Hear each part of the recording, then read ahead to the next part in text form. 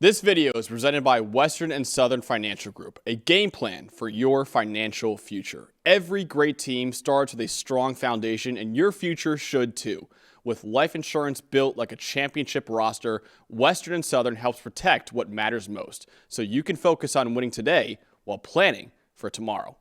Whether you're just starting your journey, building your dynasty, or ready to retire like a champion, Western and Southern has the right play for your life stage.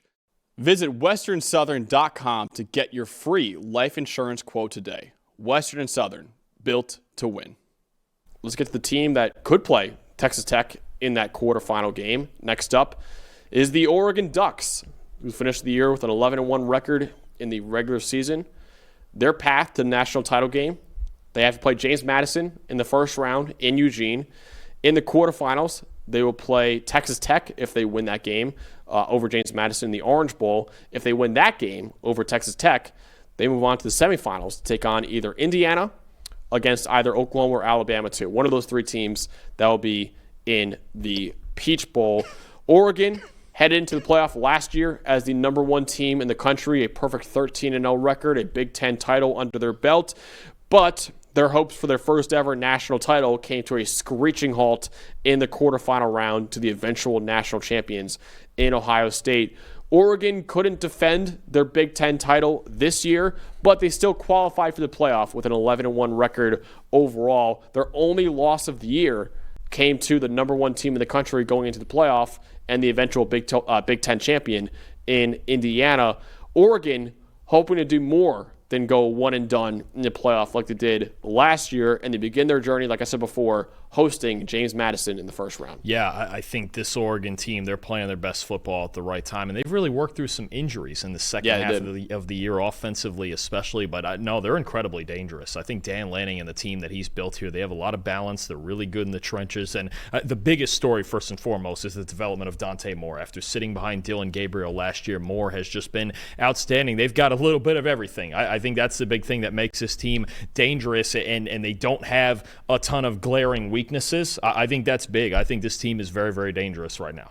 Let's talk more about the biggest strength of this team, Dalton. Honestly, the entire offensive side of the football has been incredible. They've got everything you could ask for, right? You've got an elite quarterback in Dante Moore, who might be a top 10 pick in the draft. You've got multiple rushing threats. How about Noah Whittington, Jordan Davison, and D'Air Hill, all with rushing grades over 90? And if the receiving core is going to go and get healthy now, DeCorian Moore, the true freshman sensation. Gary Bryant's been out for a couple of games here, right? You've got Kenyon Sadiq at tight end. If the receiving core, especially on the outside, is going to get healthy, they're as dangerous as any team in the country. And you've got the best pass blocking unit and elite offensive line up front. I believe a finalist for the Joe Moore Award this year, and then top three offensive line in the country. So you look at this Oregon offense and you just go, man, we got a lot of problems to deal with here on both sides. They're extremely physical, they're explosive, and they have an excellent quarterback in Dante Moore who trusts everything around him right now. Their entire offense is a problem. That's really is the best way you could put it. So it's hard to find a true weakness for Oregon considering how well-rounded their team is. I'm going to go with the run defense that's shown cracks at times this year. Again, by no means it's been bad for Oregon, but it's been more average, I would say. They're 45th in run defense grade this year, and they've had sub-65 run defense grades in 4 of their 12 games this year, too. So at times, Oregon's run defense has been an issue, but also at times this year they've been really good in run defense. So again, not a true weakness for Oregon right now, but it's a thing to keep in mind considering how well-rounded the rest of the team is. Yeah, for sure. And I mean, look, you've got a lot of teams in this playoff that want to run the football, and your run defense is going to come into focus. Amari Washington is a guy who's been really good on the inside along with the rest of that defensive line. Bryce Betcher at linebacker, again, a big key player when it comes to that. Dylan Thieneman coming down from the safety position in the box, hitting guys, right? So I think that run defense and that ability to be physical, it's gotten better, I think, each and every year that passes as Dan Lanning has been there at Oregon. It's going to be a question again because you're going to have to play some physical football in these playoffs if you want to get all the way through. Definitely. All right, let's talk more about Dante Moore, Dalton, who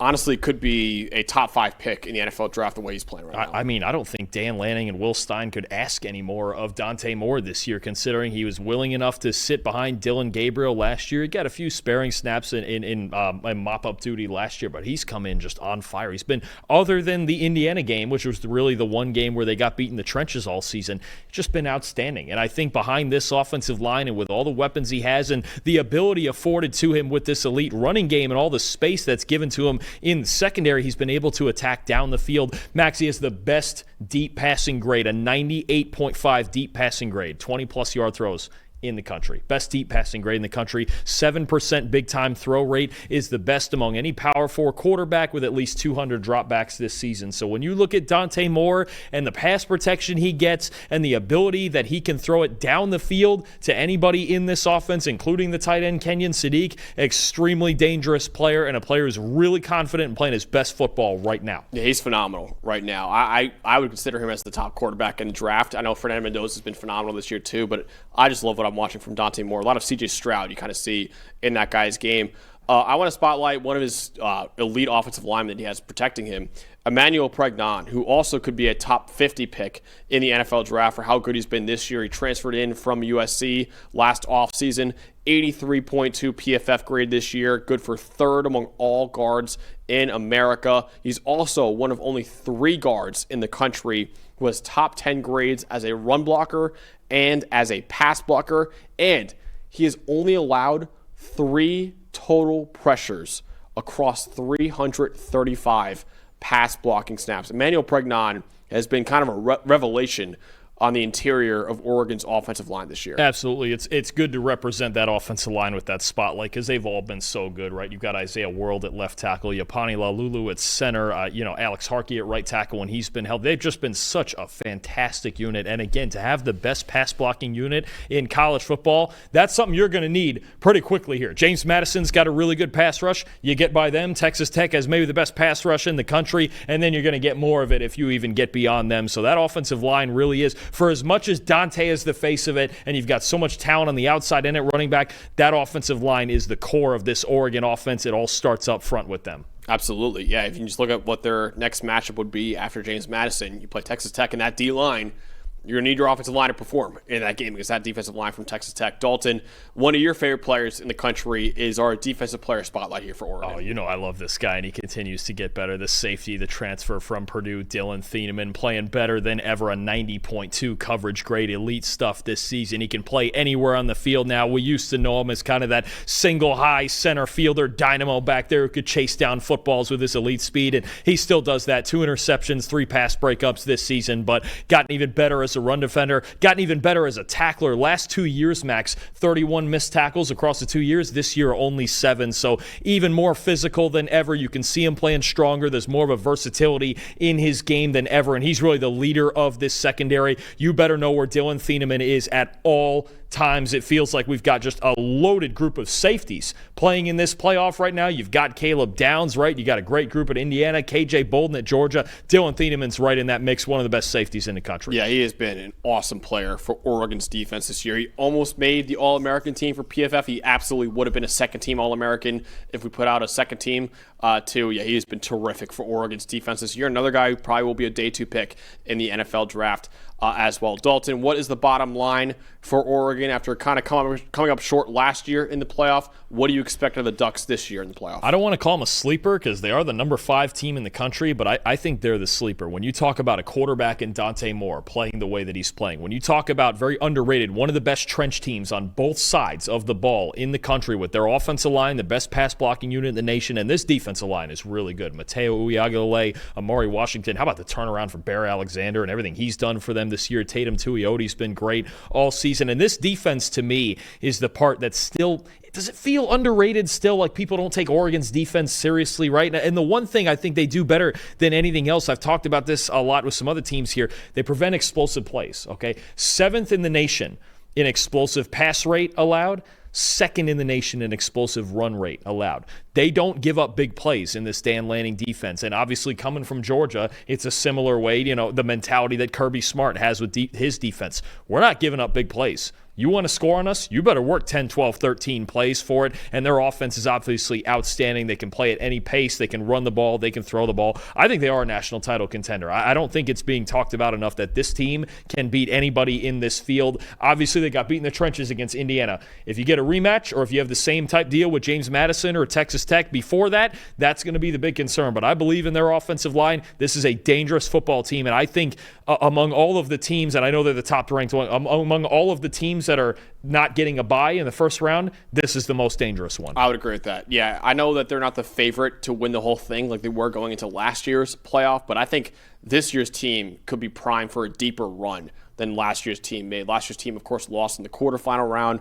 I could see Oregon making at least a semifinal round, if not further. We'll see what happens against Texas Tech if they beat James Madison in that first round, but it's a complete roster, man. It's hard to find a real weakness on this Oregon team right now. I do want to shout out, some people in the chat were shouting it out earlier, and I think it's worth talking about. Will Stein, the offensive coordinator, got hired by Kentucky. He still will be coaching Oregon throughout the playoff. And also, Tosh Lapoy, the defensive coordinator, was hired by his alma mater in Cal as their new head coach, too. So both coordinators are taking head coaching positions after this playoff run. They both will be coaching Oregon throughout this playoff run, but it is worth pointing out that both these coordinators are going to be head coaches after this year too. Well, then they're going to want to make it a fun last ride because this is a really good coaching staff and it's an awesome team they're getting to play with here. And I think, again, they're as dangerous as any team in this field. When you really break down their team and you look at every position on the roster, there isn't a huge glaring weakness on this team. Just like Indiana did when they went out to Eugene,